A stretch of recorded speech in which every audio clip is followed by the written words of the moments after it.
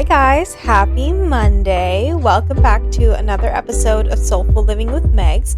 As always, it is so great to have you here back for a moment of connection with me.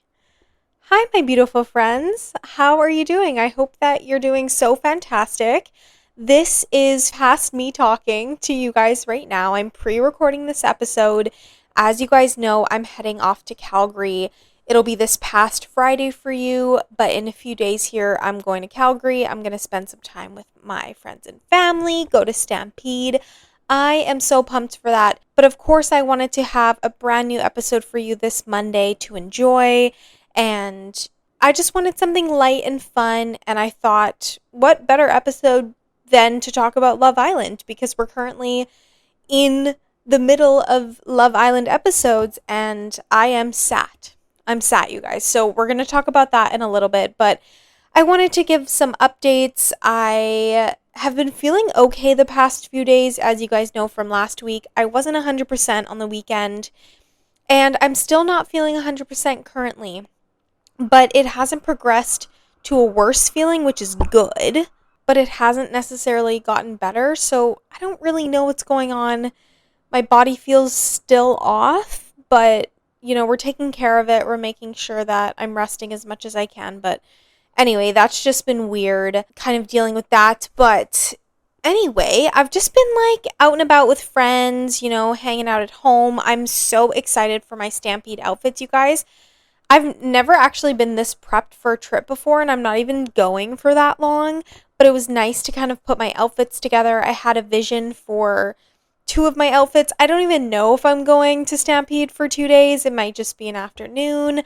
I don't know, but regardless, I'm wearing cute outfits to Calgary. I hope the weather's good. It better be, but it switches all the time, so we will see. But I got my nails done. I feel like a little girly girl. It's so exciting. And this past week we had Canada Day Wednesday.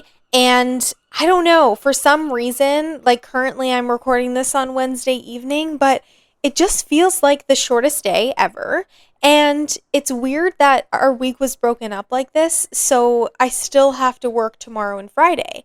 And I don't know, it feels like tomorrow's a Monday, and I feel as though other people will think that, but anyway, it's just been a long week and it's actually only Wednesday, but maybe that's because I have a trip coming up here. I'm looking forward to that. And I always feel like in those cases, the weeks go by a lot slower.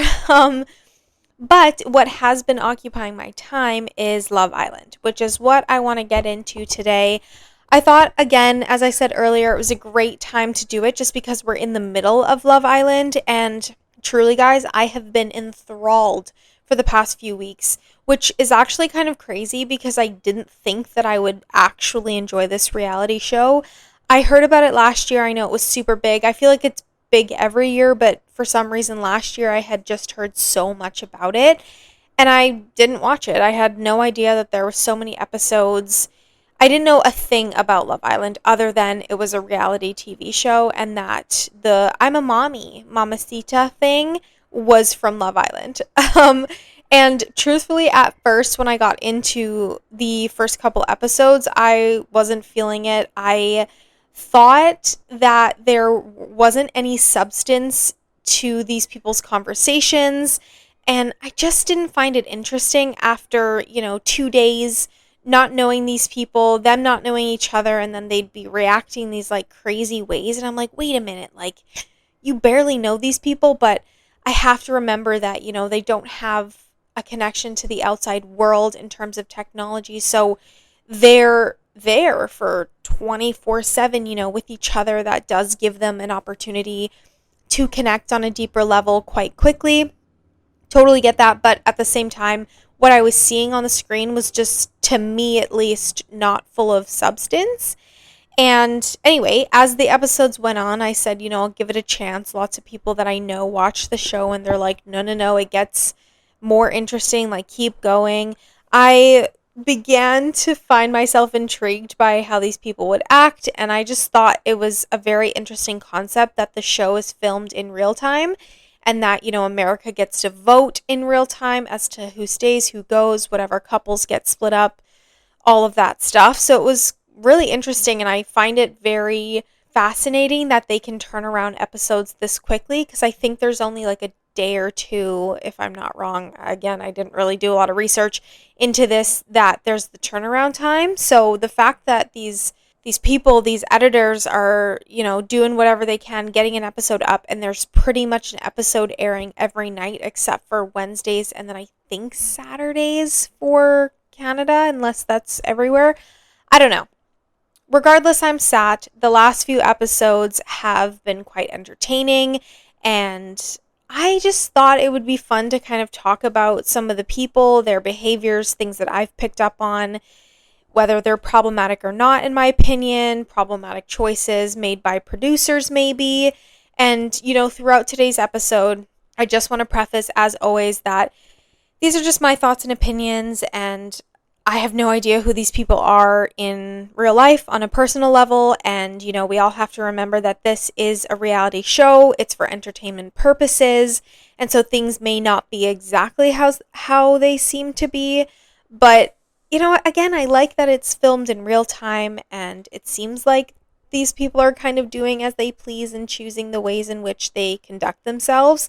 And of course, I assume that they're getting influenced by producers, but I don't know, like it's always curious to me with reality, like what is someone's choice as to what they speak about versus what is a major push from producers. And I've never been on a reality show, so I don't really know. I don't have anything to compare it to as to like how much pressure it is, if there is any. The one thing I know though for sure is that I probably wouldn't do well on this reality show. First of all, they are all in one room sleeping, and like if people snore, can't do it, you know what I mean? Or just like hearing people make out.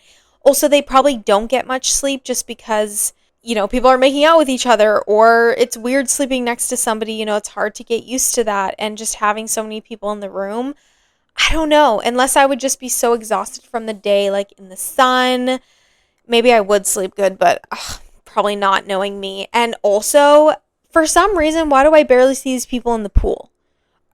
Are they not just like, they're not in the pool? They must have been in some episodes, but I'm just not recalling. Like, if it were me, I would be lounging on that pool, by that pool, inside the pool every single day. I'd be in the water. You're wearing a bikini all day, you know what I mean? It's a Fiji. Let's do some tanning. And I'm sure they are. They're just not showing that. Of course, they got to get the conversations and stuff, but gosh, I'd be relaxing literally all day. So, anyway, I want to talk about these people, get into some situations that occurred thus far. These, I guess, will have spoilers if you haven't watched all the episodes, and I'm currently caught up. Like, current day, July 1st, I am caught up. I'm just waiting for Thursday's episode, which I'm so excited to watch because it's part 2 of the movie night, which that's just crazy in and of itself. But I want to talk about my 2 top faves so far. I think it's a pretty common choice, but the people that I like the most, like genuinely, are Bryce and Trinity if I have to pick people.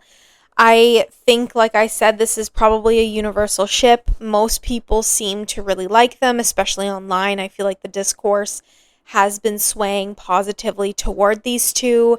I think that they have the best edit so far, and I think that their connection does seem genuine.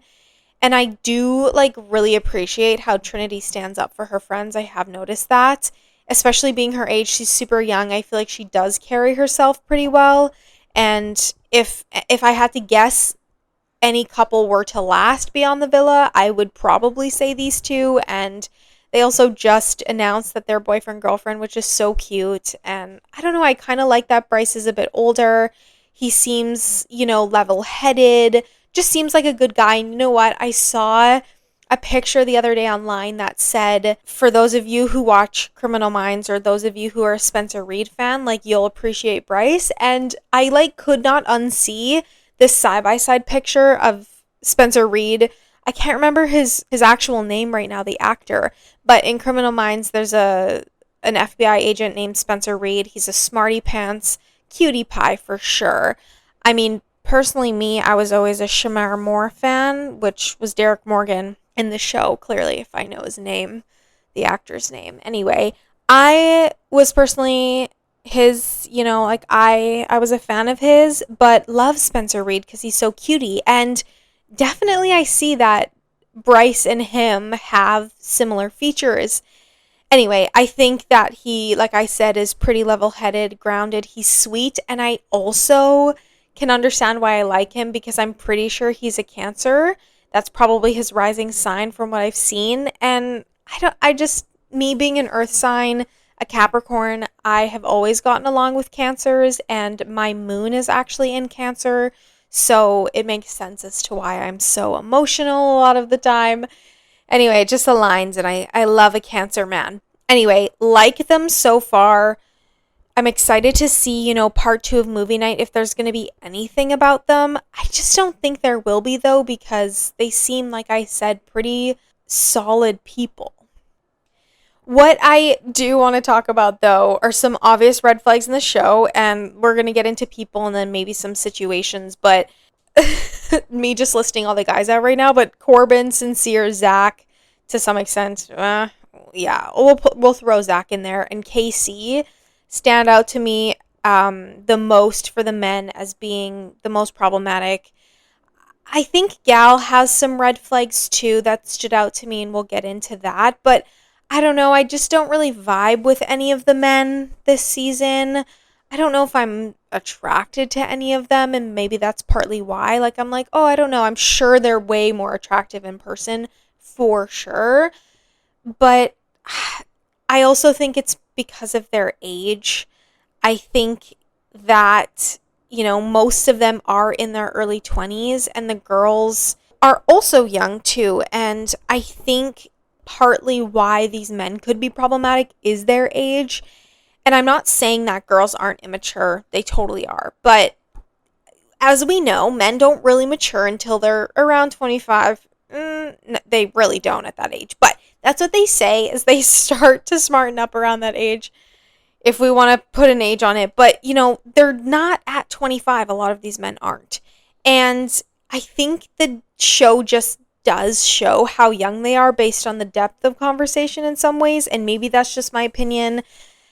I don't know. I feel like while I've personally, always had an old soul, and I feel like I've been able to dive deep at a very young age, I think that, years on earth affect how you experience the world and the depth that you can bring to a conversation. So that could be partly why, as to why I feel like there's not a ton of substance. But I also understand it's not just age, like, it's how you were raised, it's who your friends are, what your values are, etc. But based on the edits, I just don't see, like I said, a ton of depth in these people. And, in terms of like actual red flags, I think for one, Corbin displays a lot of behaviors, as a typical player would if we're going to do a textbook player. I think that he thrives on getting attention. He's probably used to it. Him living in Miami, there's girls constantly. He also knows he's attractive, and, being his height, the way he speaks, I'm sure that, a lot of weight toward that. But I also, at the same time, don't think he hides it.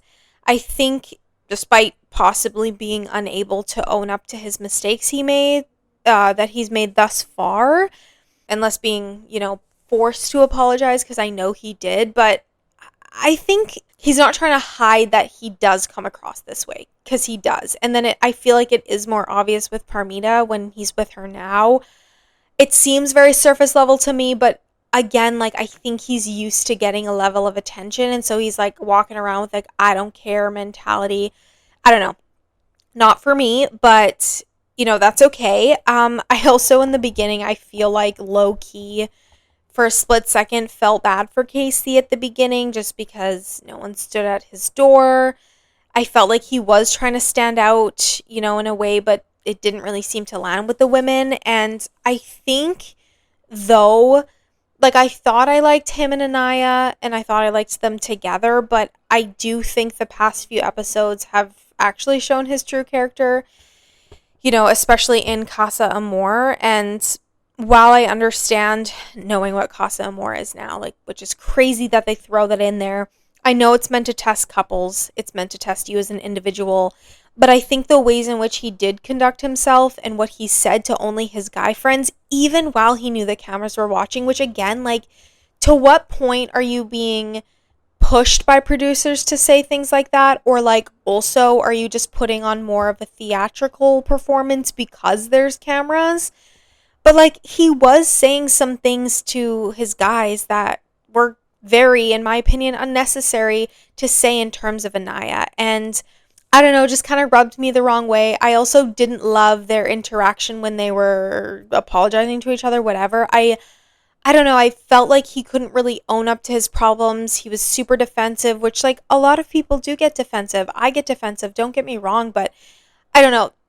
And maybe it is just an age thing. I just don't know how much emotional maturity he has on his part. And even same with Anaya in some regard with just how she was speaking. But anyway, in terms of Zach, I think that there were some red flags. A little bit more subtle though, the most obvious one is when he like flipped his switch when Kata was being open to talking to Caleb a tiny bit more. Not that she was attracted to him. I don't think it was that. I think that, she was like, we're meant to explore. So if somebody wants to speak to me, I'm not going to say no to being pulled away.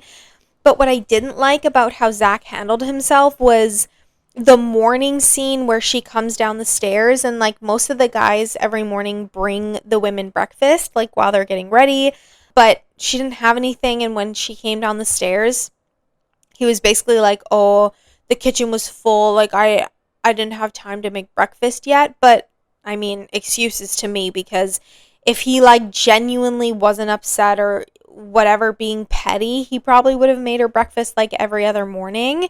So it just seemed like a poor excuse to me. And I feel like even her response of like, no, it's fine, like I'll just do it myself, or like whatever. I mean, we've all been there. I feel like I've personally been disappointed in situations where I thought my partner would do something and then you like clearly feel an energy shift, and I feel like she felt that shift and didn't love that. Like, he could have just been open to say, hey, this makes me uncomfortable because I really care about you. But you know as we're seeing, some of these men don't like speaking that way.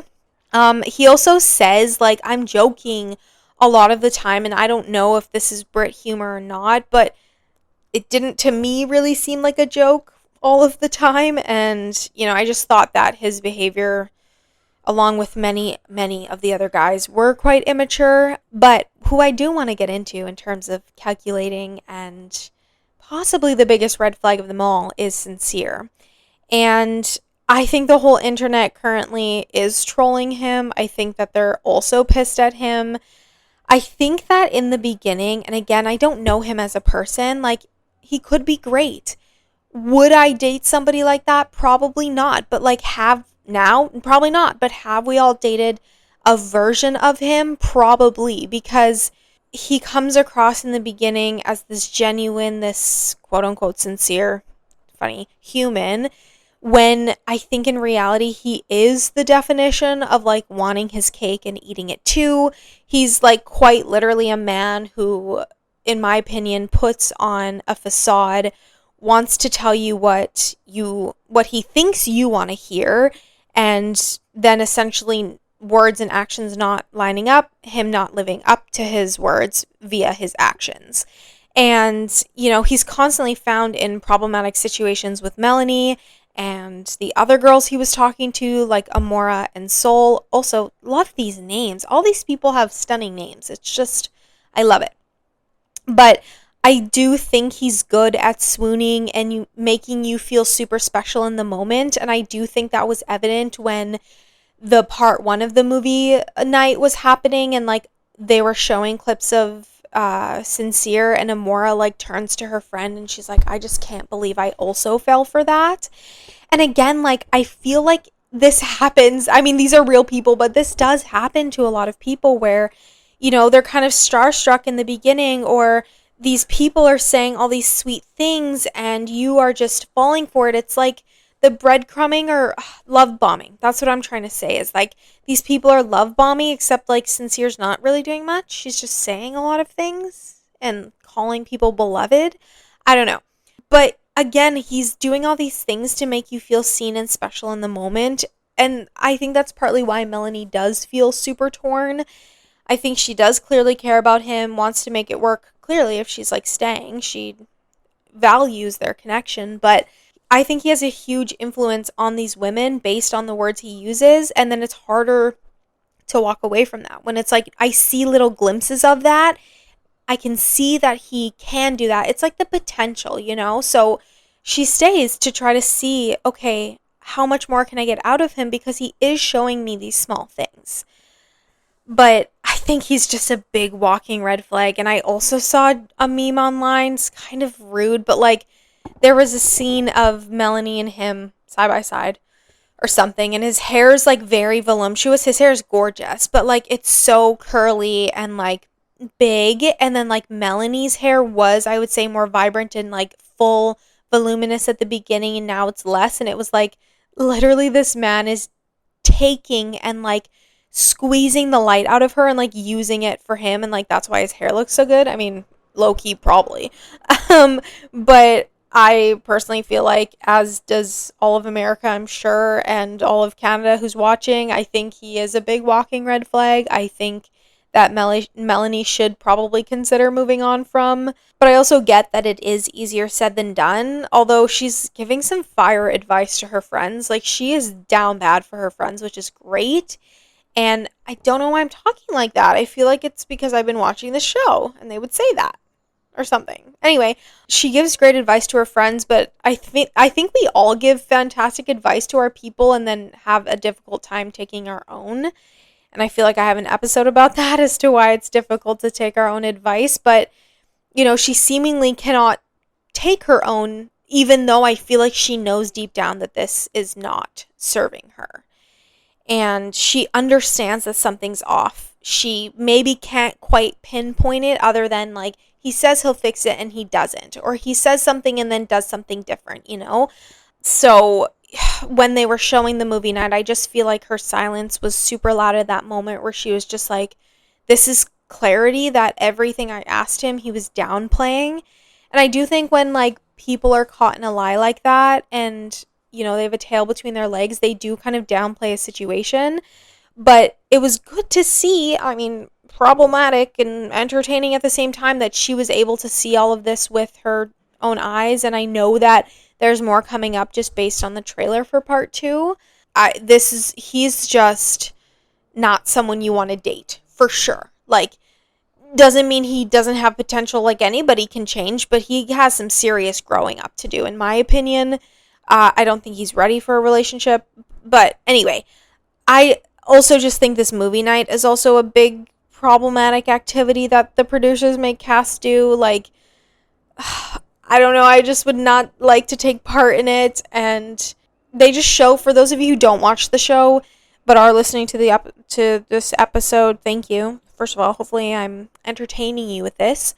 But basically, this movie night is an evening where they get to show clips where essentially everyone looks bad, kind of digs themselves into a bigger hole if they're not already in one. But I do think it was good in Melanie's case to see what everyone has been trying to warn her about. Like, even the Casa men were saying, look, like, he's not who he seems. He is, you know, saying things, doing another, and like, you deserve better. And I think she just reminds me of a lot of women I know, including myself, like, who's been in situations like that, or toxic relationships, again, where she's aware that this isn't serving her, but at this time is unable to make a clear break, even despite like people telling her to. And it's almost like she has to get to that breaking point on her own before ending things, not just simply, you know, because her friends are saying it, like, oh yeah, this must be true. And like, I've even done this where I've stayed in things for maybe a little bit longer than I should have, or that people believe I should have,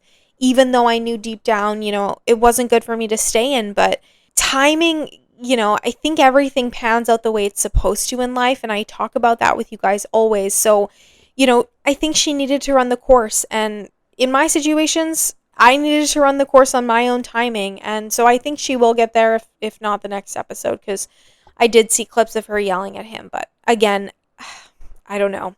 I feel like the silence was very loud and very telling in that moment, but I'm excited to see how she's going to go off on him. And I also, the thing online right now is like, you know it's bad when like three of the other toxic men were like staring and making looks the way he did. Like Corbin and Casey, the looks that they were giving, I was like, geez, if these guys are shocked, that's crazy. But I mean, eventually we know this. Like, she's not going to be able to continue this cycle because, as I said before, I don't think he's ready for a committed relationship. It seems to me that he wants all the perks of having a girlfriend without actually, smartening up and committing to one person, let alone a girlfriend. Yeah, so that's been a very interesting watch and person to kind of form an opinion on. And, somebody else that I kind of want to address is Kenzie. I think she's an obvious person that's getting a lot of hate right now. And I do agree with some of these points. I don't know. To be honest with you, I'm kind of on the fence. I feel like I'm a little, like, slightly biased just because, like, I really want to like her because she's a dancer. And I know that sounds weird, but I don't know. I just love that she's from the South. I feel like people from there are big and open and bubbly. And I don't know. I love my fellow dancers, but I don't know how truthful she's being. And I understand exploring connections, but and I mean, maybe the way she's been acting is just because she hasn't found someone that she's that intrigued with yet. Because, she does currently still feel the need to make connections with multiple men. And I have not watched any other seasons of this show, clearly. And so I have not been able to compare to see if behavior like this is common for at least one person in the villa. I'm sure it is. But I also don't think she's ready for a commitment either. Again, she's so young, so she's probably exploring and like maybe hasn't been used to being around so many guys. Again, I don't know. I have no idea who she is other than she likes to do a lot of splits and she's a dancer and I love that she's a dancer. But, she's so young. She probably really likes this attention. She does have a different look than the girls in the villa. All of these girls are beautiful in their own way. Like, literally all of them are so stunning. And I just think that she's kind of liking that this ball is in her court when like two men are attracted to her or whatever. But I'm just not sure if she's like following her own advice well. And in the meantime of doing that, she's kind of hurting her friends, like her friends like Jen. I didn't really like how she conducted herself with Jen. I think Jen was so fair to feel the way that she did, especially when she's saying like Gall is the only guy that I actually really like in here. And, I see them together too. I feel like that is her typical type based on what she was saying. And I don't know. Speaking of Gall and Jen, I personally didn't like that Gall seemed to be untruthful to Jen. Like, I feel like in the one scene where they were in the bedroom, the boys, he like blatantly told Zach that he didn't really like her anymore. He's like, yeah, I like her less and less. And it totally seemed evident of that. Like, I feel like guys who especially say, I'm not really into physical touch, like, yes, that may not be your love language, but I feel like if a guy likes you, like, it is pretty obvious. So she probably knew, this guy's probably not feeling me. But instead of being honest with her about it, he made up some random excuse that he felt pressure from her. And I think she handled herself very well in the moment too. But instead of being honest about it, he literally made up that excuse and then got into a disagreement with her because she was just like, I don't know what you're talking about. What the heck? And then used that disagreement as like an out. Again, it's coming back to the emotional immaturity that some of these men are displaying and even some of these women, but he's unable in this time, or at least in that moment, to sit down and have an honest conversation. So it did rub me the wrong way, and I'm not feeling him either. Again, none of the guys except for Bryce, I guess, aka Spencer Reed, I'm really feeling. Also, side note about Gal, though, is that he is kind of a doppelganger for one of my friend's guys that she's seeing. She's been seeing this guy for a few months, and literally every single time I see Gall on my screen, I'm like, that looks like this guy. Like, they are actual twins, and I can't wait to see him next and say, this is your twin. Like, you didn't tell me you have a twin going on TV, Anyway, in terms of the girls, okay, I'm, girls girl, love them, always ride hard for my girls. I didn't like the way they were speaking about the men sometimes, and I'm not, like, here saying like I'm defending these guys because I don't want to. I don't think I really like them. And I do think they're in more of a wrong than the women are. But the way you speak about somebody matters. And I just didn't love how Anaya was speaking about Casey. And I didn't really love how Kenzie was speaking about Corbin, how they were conducting themselves. And, you know, I'm not saying that everybody has to be perfect all the time. Like, I, of course, have said things too, you know, venting to my friends and ranting. I like may have had, you know, not a great like ending to a relationship or something. And then like we kind of joke and like say things or just like, I don't know. I get that everybody does this sometimes, but there can be like clear and concise conversation explaining how these girls felt disrespected without, you know, saying the F word or saying F you, whatever. Like, you're a stupid POS, which is something that I think Kenzie said to Corbin. And so I feel like, again, words matter and how you speak about people are very important. Especially, like, I'm just bringing this to, like, real life dating, even though they are real life dating, but in a bubble, in a very fast paced process. But you know, it's kind of like I said in my last episode, a red flag of how the person that you're seeing, how they talk about their exes. If they're saying that, oh, they were a piece of shit and like, la la la, they were crazy and oh my God, sucked so bad. And I don't know, calling them names, it's like you kind of have to ask yourself, okay, why is this person speaking about their previous significant other in this way? Like, is it a sign that they could speak about me like that? Maybe. And like for me personally, I just like don't really like using names outside of my own or like my partner's own name, especially during disagreements. I just don't really like yelling or using those attacking words. So I'm sure that I was just like not into that aspect of it. But I don't know. There's a lot of yelling happening, a lot of discourse. Like I said, it's very entertaining, but a little bit problematic also on the producers' parts because I know that they're feeding into that and they want that for the TV. I get that it makes us sat on the couch and watching because clearly I'm really intrigued. But again, the whole, I guess, idea of what I'm trying to say and my opinion of it all is that I don't know that anyone, especially these boys, are ready for a serious committed relationship. Of course, you come on reality shows like this and you get clout and then you get famous and all of this and that. And there's not a lot of reality, you know, couples that do last. I know that there are a ton, but, you know, there's more that don't last than do. And I just feel like, especially in terms of how these people are moving, they could place their time and energy kind of elsewhere instead of, I don't know, so focused on like getting the point across of like, I don't like you and your actions. Like, yes, it's one thing to be clear and concise and say, hey, you hurt my feelings because of this or because of this. You know, it's not something I want in my life. So moving forward, I'm not going to associate myself with you or be with you. Like, that's all fine and dandy. But, you know, all this yelling and this emotional immaturity is just, you know, it's not it for me.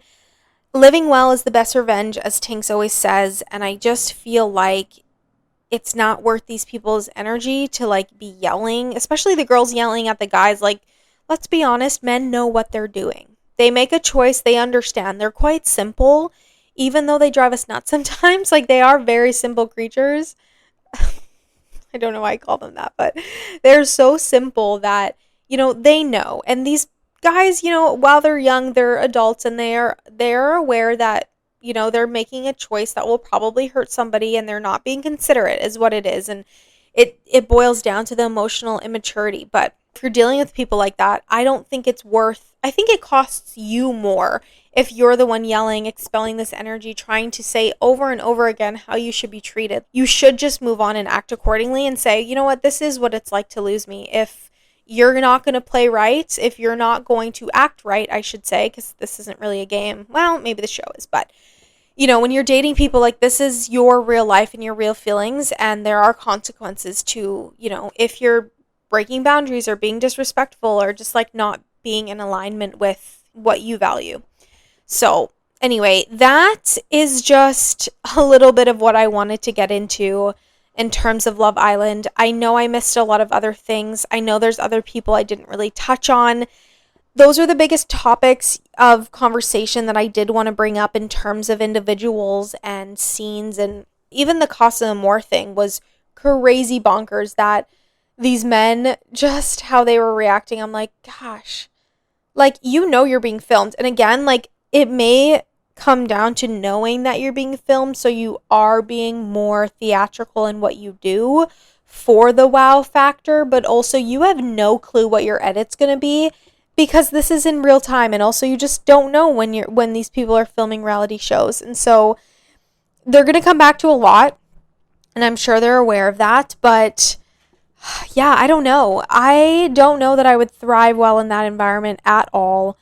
It's hard, okay, also what I didn't like about the show, I will say in the beginning, which is another reason why, like, really wasn't that intrigued, was just they're making people make out with each other, like, 20 seconds into meeting. I'm sorry, but I need to, like, talk to you first for a little bit. I mean, it's nice in terms of, like, a first kiss is always awkward until it finally happens. But I don't want to kiss like 7 guys at one time. Also, no break. Like, literally, they were like, doom, doom, doom, next one. I'm like, can I, like, friggin' brush my teeth, put some mouthwash in before that? No. Like, I can't even wipe my mouth. I'm going in for the next one. It was crazy. It just felt like it was a lot. And I feel like what I've heard is that they do have those challenges. But it seemed like it was more kissing than normal. I don't know. It's going to be so interesting to see tomorrow night's episode, which will be Thursday. And I think by the time you listen to this, there'll be like 3 more episodes already. God, there's so many episodes to this show. I love it. I'm going to have a lot to watch when I get back from Calgary, which I'm so excited about. But that means I also have to like stay off social media, which is going to be hard a little bit because I'm going to get spoilers. And I can't have that. But anyway, those were just my thoughts about some of the people. Again, I don't know these people. I'm not trying to bash anybody. I'm just like saying, how I'm kind of feeling throughout the show. It is wild, and I know that that's supposed to be the case. That is supposed to entertain us, and it's entertaining me. But yeah, very, very interesting, and it would be nice to know more about them, like, as humans, just to get to know them on a more personal level. But I get they have too much drama to get through with all this stuff. It'll be so interesting to see. Anyway, if you have seen Love Island, you know what I'm talking about. Hopefully I haven't spoiled anything for you. If you haven't seen it, maybe I'm convincing you to watch, but probably not. It's just like so interesting to see how other people conduct themselves, how like drama is for another person, or how people fight. Like, it is very interesting. And again, I totally understand we're looking at this from an edit, and the producers have a heavy influence, most likely, especially in the show, on, what people are saying and stuff. But, I mean, there's not a dull moment, that's for dang sure. I would just love the blow-up floaty for the pool, sit and tan, have somebody bring me breakfast. I love that. I love the morning. It's nice that Gal does know how to make a latte and like probably latte art. I would like that. A little matcha latte would be stunning. Fiji. Oh, that would be so nice. But a room full of people to sleep with all together? No. Not for me. Not for me. Anyway, guys, that was what I have for you today. This was way longer than I thought, but we love a recap. We love, tying into some personal elements, all that. So I hope you were entertained, because, I'm currently entertained watching the show. But I hope that your week is filled with endless opportunities of joy and love and light. I'm sending all of that incredible energy to you, so I hope that you feel it. If those of you who are in Calgary or BC and you're traveling to Stampede, if you're going to Stampede or already went, it's coming up. I hope that you had or are going to have such an amazing time. I can't wait to tell you guys about my Stampede experience, because it has been since 2019, so it will be hopefully fun. We'll see. Hopefully the weather pans out for us and it doesn't friggin' rain. Like, I'm not trying to leave a rainy city to go to another rainy city for a few days, but it's gonna be great, so I can't wait to update you guys. And yeah, I'll miss you, but until next Monday, goodbye.